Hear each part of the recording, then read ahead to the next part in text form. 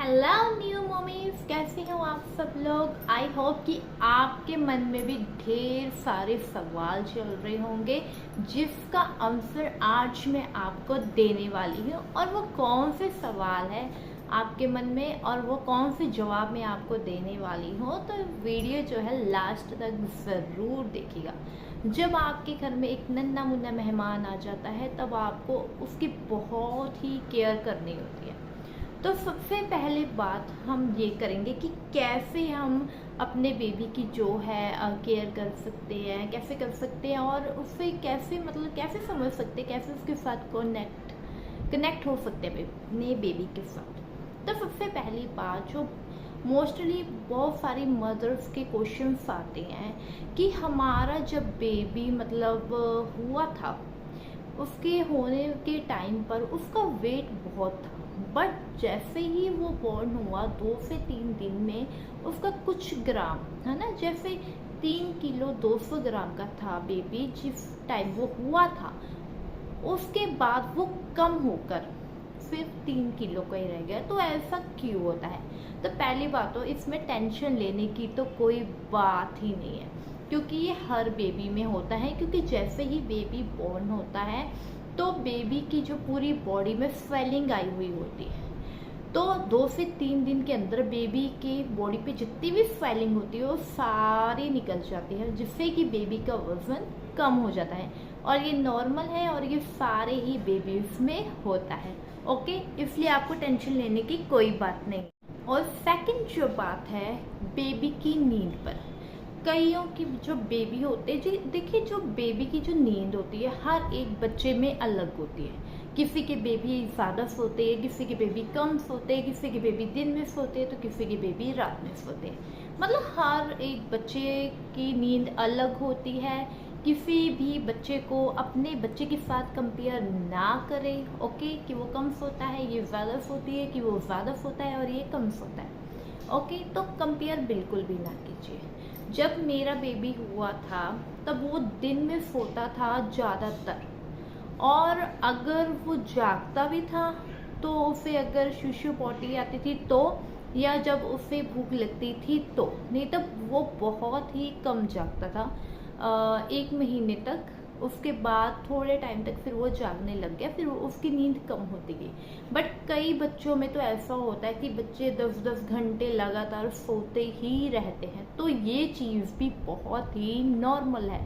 Okay, रात के time में हर किसी के बच्चे उठते ही हैं, ये भी नॉर्मल है। 2-2 घंटे बाद, 1-1 घंटे बाद, कईयों के तो आधे आधे घंटे बाद भी बच्चे उठते हैं।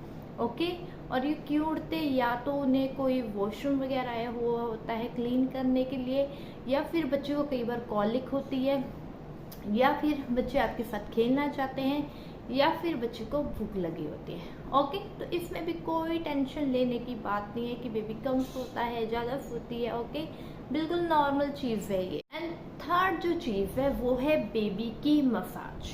देखिए, आप किसी भी काम में लापरवाही करें लेकिन बेबी की मसाज में कोई लापरवाही ना करें। कि आपको कम से कम 1 बार और दिन में वो ज़्यादा से ज़्यादा 3 बार तो बेबी की मसाज करनी ही करनी है। और बेबी की मसाज आप तभी से शुरू करें जब बेबी का नाड़वा जो होता है अलग हो जाए। उससे पहले बेबी की मसाज आपको नहीं करवानी है, क्योंकि हो सकता है वहाँ पर बेबी को जख्म ना हो जाए या फिर हाथ ना लग जाए। ओके, तो आपको तब तक बेबी की मसाज नहीं करवानी है जब तक बेबी का वो नाड़ुआ ना हट जाए। और अगर आप करवा रही है तो आप उस साइड को या फिर पेड़ की जो जगह होती है उसे थोड़ा छुड़वा दीजिए, कि वहाँ उस जगह पर जब तक नाड़ुआ नहीं हटता है तब तक तो आप वहाँ की मसाज ना करवाएं।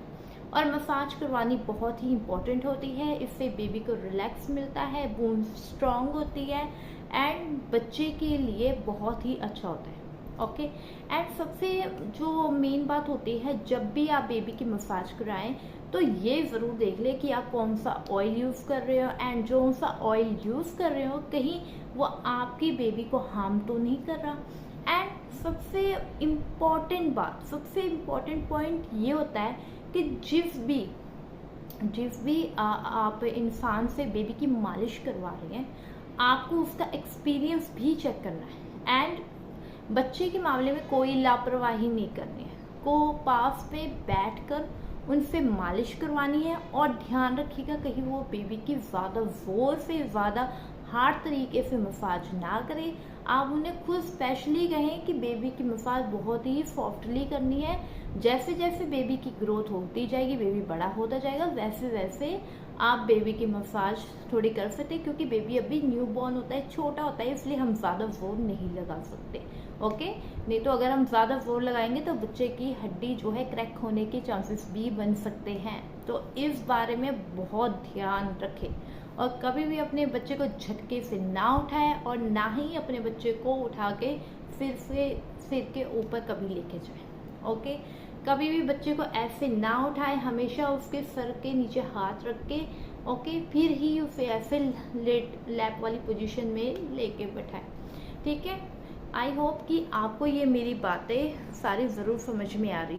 और नेक्स्ट जो बात है वो है बेबी का नहाना। जी हाँ, बेबी का नहाना हम कब से शुरू करते हैं? देखिए, जो बेबी जब नहाने का जो कईयों में रिचुअल्स होते हैं, रीति रिवाज होते हैं, बट जो बेस्ट टाइम होता है जब बेबी के नाड़ुआ वहाँ से हट जाए, तब आप बेबी को नहला सकते हैं।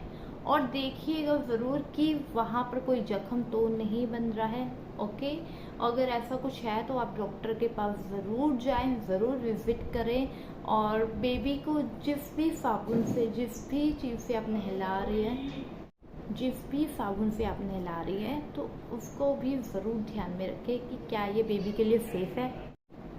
आई होप आपको मेरी ये वीडियो ज़रूर अच्छी लगी होगी। एंड जो सबसे लास्ट में जो बात होती है, बेबी को दूध पिलाना। जी हाँ, बेबी को हर 2 घंटे बाद आपको दूध पिलाना चाहिए, फीड करवानी चाहिए।